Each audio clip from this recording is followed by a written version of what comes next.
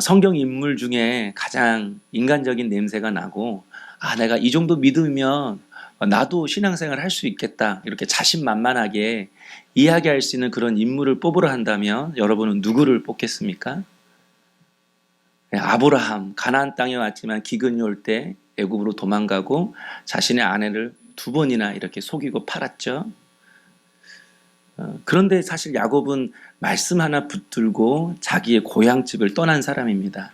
100세에 낳은 아들을 하나님께 드렸던 사람입니다. 그러고 보면 아브라함은 좀 우리가 가까이 하기에는 좀 너무 먼 당신인 것 같아요. 다윗, 남의 아내를 빼앗았잖아요. 그리고 그 남편도 죽이고. 그런데 사실 알다시피 다윗은 위대한 왕이잖아요. 진짜 우리가 비교하기에는 넘사벽인 것 같아요.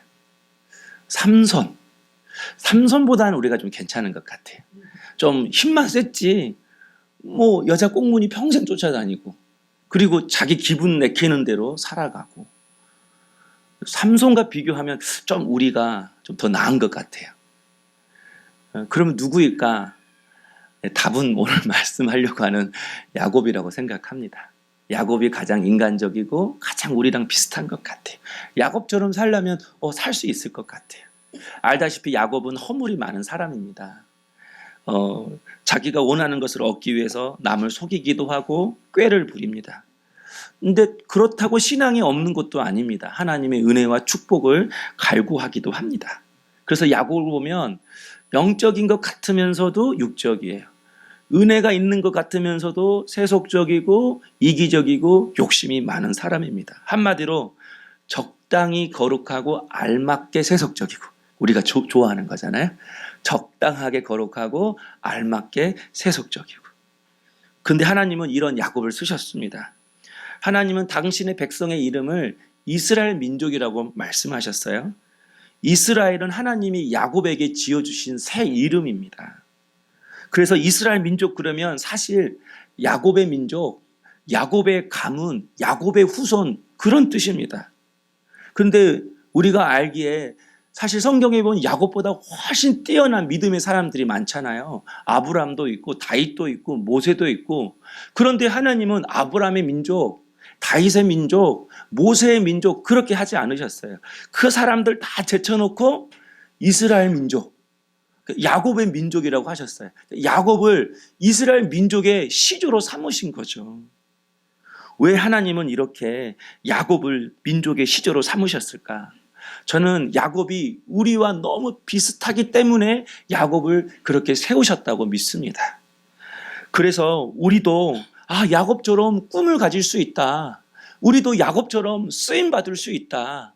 우리도 야곱처럼 하나님의 은혜 안에 거할 수 있다. 그런 꿈과 소망을 주시기 위해서 하나님께서 야곱을 이렇게 쓰시는 것 같아요. 이제까지 야곱은 에서처럼 강해지려고 했고 삼촌 라반처럼 부자가 되고 싶어 했어요. 그런데 그 야곱이 이제 생각이 바뀌는 거죠. 나를 통해 부흥이 시작될 수 있겠구나. 축복이 나로부터 시작이 될 수 있겠구나. 회복이 나로부터 시작이 될 수 있겠구나. 내가 축복의 통로가 될 수 있겠구나. 이런 꿈을 우리에게도 가지라고 하나님이 우리랑 비슷한 그 야곱을 세우시고 하나님이 역사하신 줄로 믿습니다. 그래요. 하나님께서 우리에게 주시고자 하는 꿈이 있습니다. 부흥은 나로부터 시작될 수 있다는 거. 축복과 변화와 치유의 역사는 어느 누구도 아니라 나로부터 시작되기를 하나님이 원하신다라는 사실입니다. 여러분 믿으십니까? 그러면 부흥이, 축복이, 변화와 치유와 회복의 역사가 나로부터 시작되는 그 놀라운 하나님의 은혜를 경험하기 위해서 우리가 어떻게 해야 되는가? 오늘 말씀의 핵심이고 주제입니다. 내가 믿는 하나님이 나의 하나님이 되는 것입니다. 우리 한번 따라해 볼까요? 하나님이 나의 하나님이 되는 겁니다. 아멘. 내가 믿는 하나님이 나의 하나님이 되는 것. 그것이 야곱의 꿈이고 우리가 꿈꿔야 할 것입니다. 오늘 말씀의 배경을 간단히 살펴보면 야곱이 형 에서의 배고픔을 이용해서 팥죽 한 그릇으로 장자권을 샀습니다. 아버지 이삭이 연로해서 눈이 어두워진 그 틈을 타서 형으로 분장해서 형이 받아야 할 축복 기도를 대신 야곱이 받았습니다. 그러나 이 일로 인해서 형 에서가 야곱을 죽이려고 했죠. 그래서 야곱은 어쩔 수 없이 살려고 삼촌 라반의 집으로 도망을 가야 했습니다. 그리고 그곳에서 20년을 살다가 아내 4명과 11명의 아들 그리고 1명의 딸 그리고 많은 가축을 데리고 다시 20년 후에 고향 가나안 땅으로 야곱이 되돌아오게 됩니다. 그런데 이 고향으로 되돌아온 이 야곱이 자신의 원래 고향인 헤본에서 살지 않고 세겜이라는 땅에 거주하면서 살아갑니다. 이 세겜이라는 땅은 가나안 땅 경계선에 있는 곳이에요. 그러니까 가나안 땅이면서도 가나안 땅이 아닌 곳. 그런 곳에서 야곱이 10년을 정착하며 삽니다. 그런데 그 땅에서 어려운 일이 생겨요. 자신의 막내딸 디나가 그 땅 추장 세겜으로부터 겁탈을 당한 겁니다. 그러나 이 세겜은 야곱이 살고 있는 그 땅의 추장이었기 때문에 야곱이 조용히 이 일을 무마하려고 했어요. 그래서 세겜과 자기의 딸 디나를 결혼시키려고 했습니다. 그런데 야곱의 두 아들 시므온과 레이가 아버지 몰래 이 세겜을 복수한 거예요. 세겜을 죽였을 뿐만 아니라 세겜이 살고 있는 그 성읍의 모든 남자들을 이 시므온과 레이가 다 칼로 죽인 거예요. 그러니까 여러분 그 땅에 살고 있는 원주민들이 가만히 있겠습니까? 그래서 이 원주민들이 이 야곱의 가문을 몰살시키려고 했던 것 같아요. 지금 그런 위기의 상황 가운데 야곱이 처해 있는 것입니다. 그런데 이때 하나님이 야곱에게 찾아오셔서 말씀을 주시는 거예요. 1절 말씀이죠.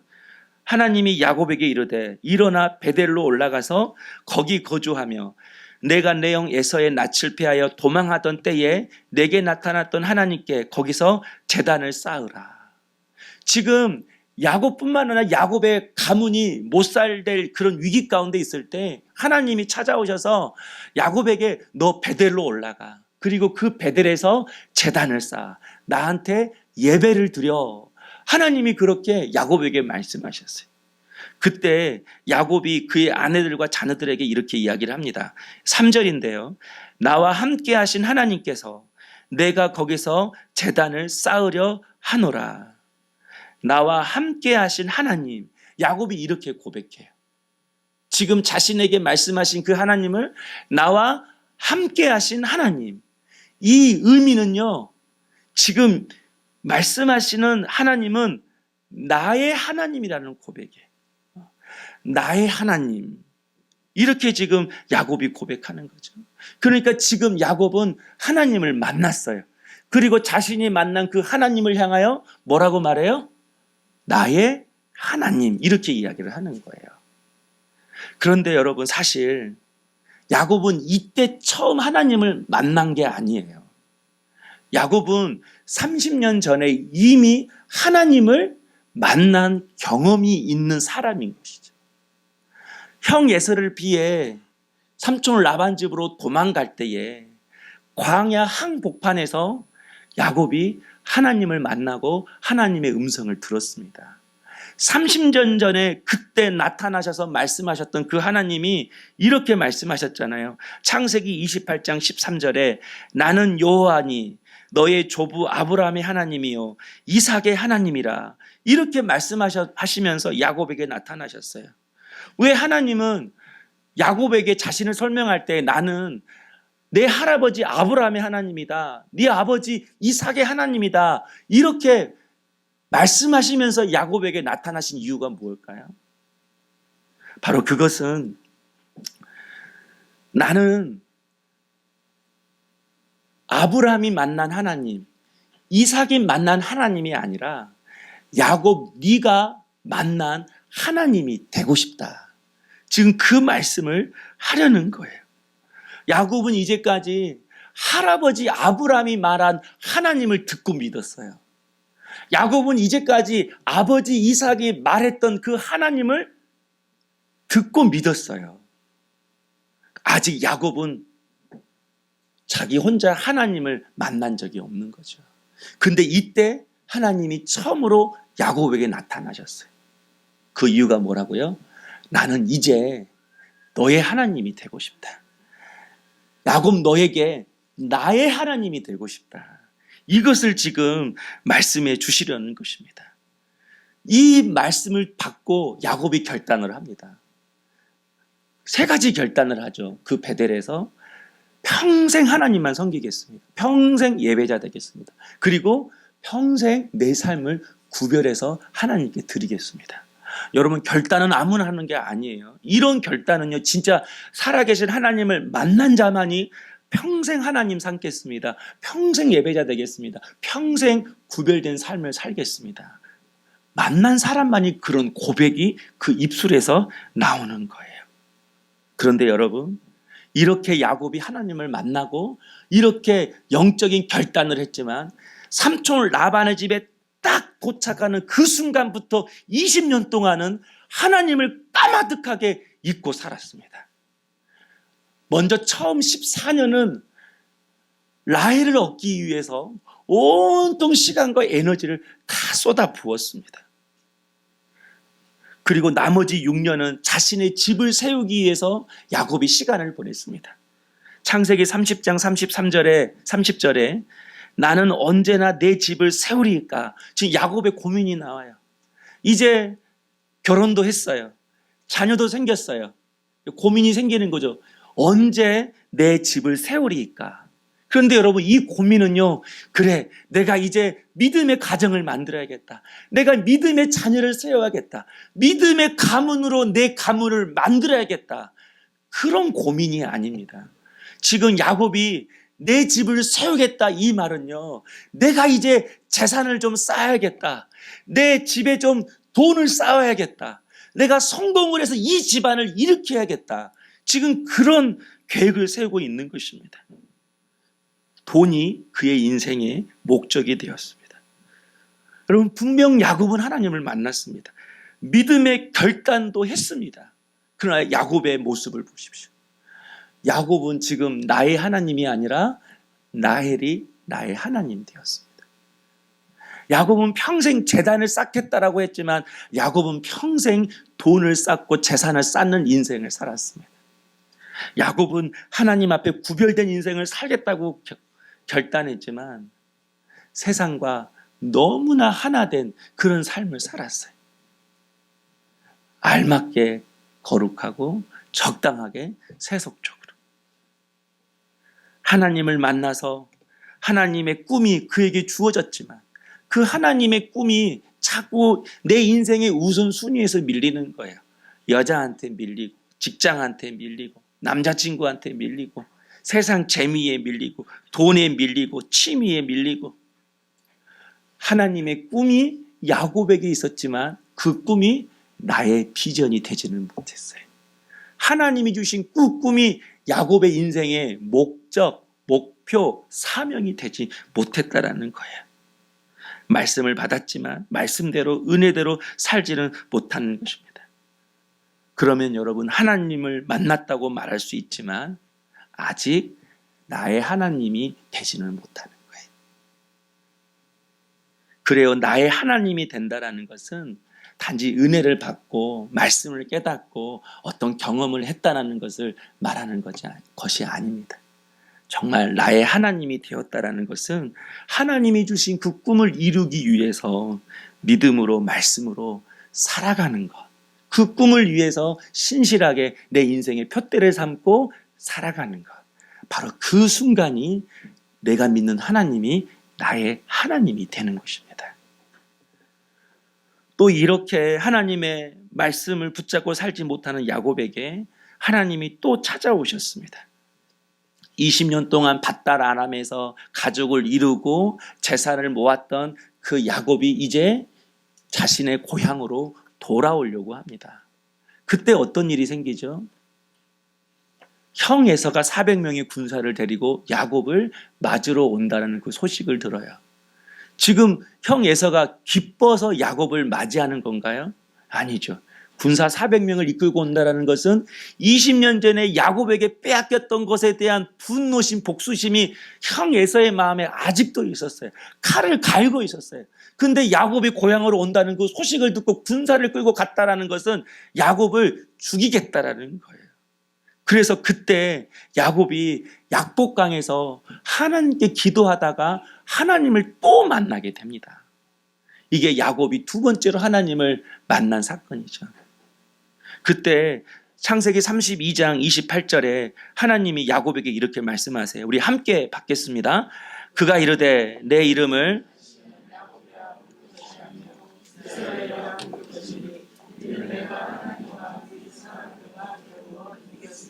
아멘.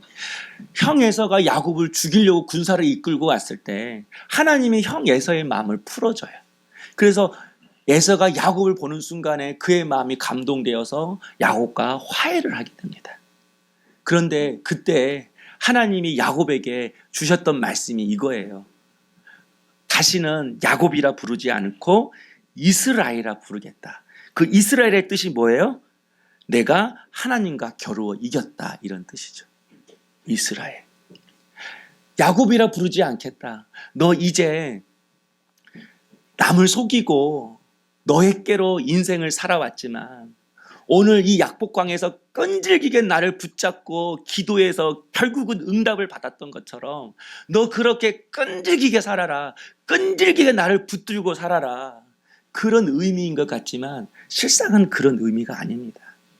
이 이스라엘이라는 의미가 하나님과 겨루어 이겼다, 이런 뜻이 있지만 이 이스라엘, 이 히브리어 그 속 의미에는 이스라엘, 하나님이 다스린다, 그런 뜻이 있습니다.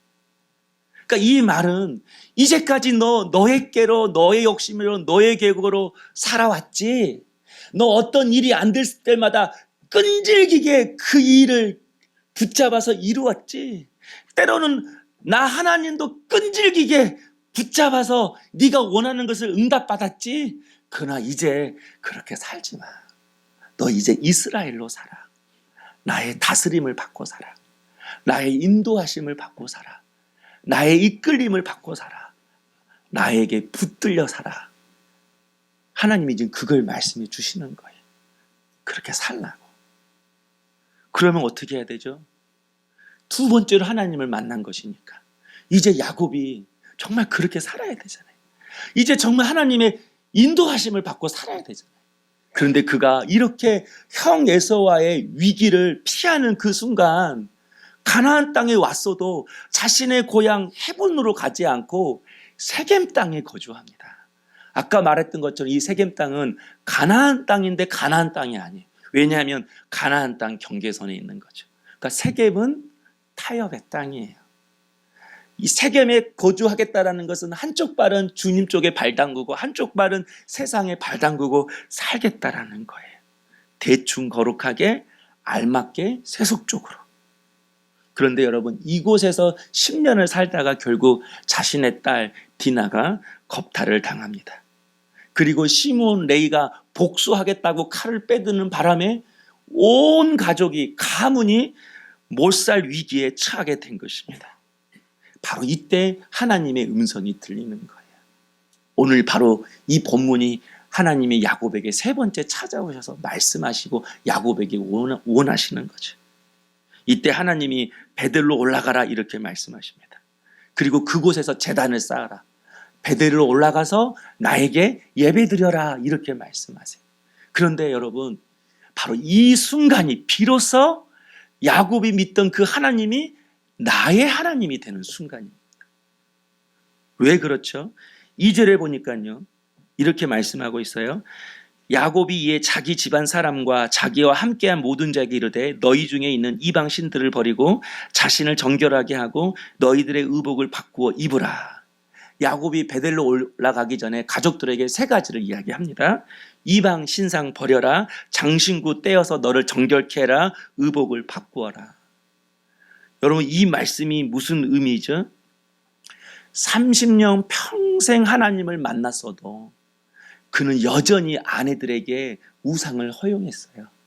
그는 여전히 자녀들이 자기 마음대로 살도록 허용했어요. 하나님을 믿어도 이게 보이지가 않는 거죠. 야곱은 하나님을 만났어도 지금 아내들이 우상을 섬기고 자녀들이 세상 방법대로 살아가는 것이 아무렇지가 않아요. 오히려 그렇게 살아야 돼. 너 세상 좀 알아야 돼. 세상 속을 좀 네가 알아야 돼. 그래야 세상에서 성공할 수 있어. 오히려 그렇게 이야기를 한 거죠. 왜죠?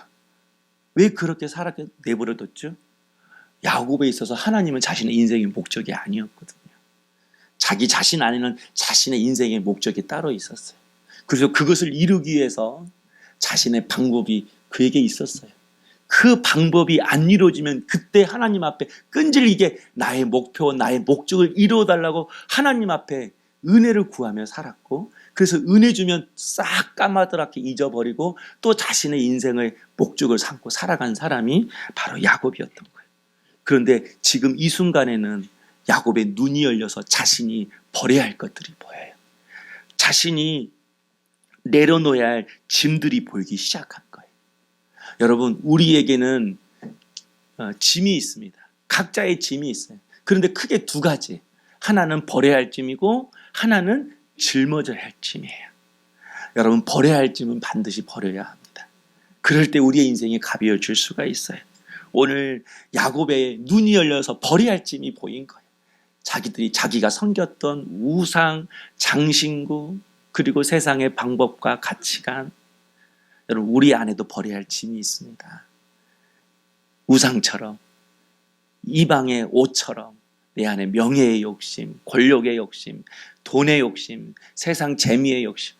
어떤 사람들은 마음에 아직도 해결하지 못한 과거의 아픔과 상처와 쓴뿌리를 가지고 살아간 사람이 많이 있어요. 그래서 믿음으로 잘 자라나가다가도 그 상처 때문에 다시 나락으로 뚝 떨어진 사람이 너무 많이 있어요. 컴플렉스를 가지고 있는 사람이 있어요. 어떤 말이면 자꾸 열등감을 가지고 깔아지는 그런 사람들이 있어요.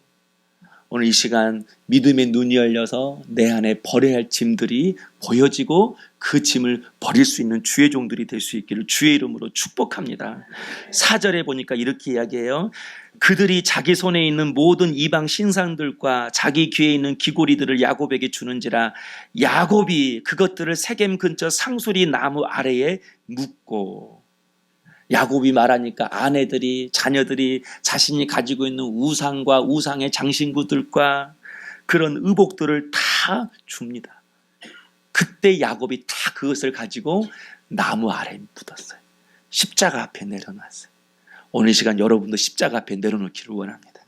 오늘 이 시간도 다 십자가에 못 박아버리고 가볍게 이 자리를 떠날 수 있는 주의 은혜가 있기를 주의 이름으로 축원합니다.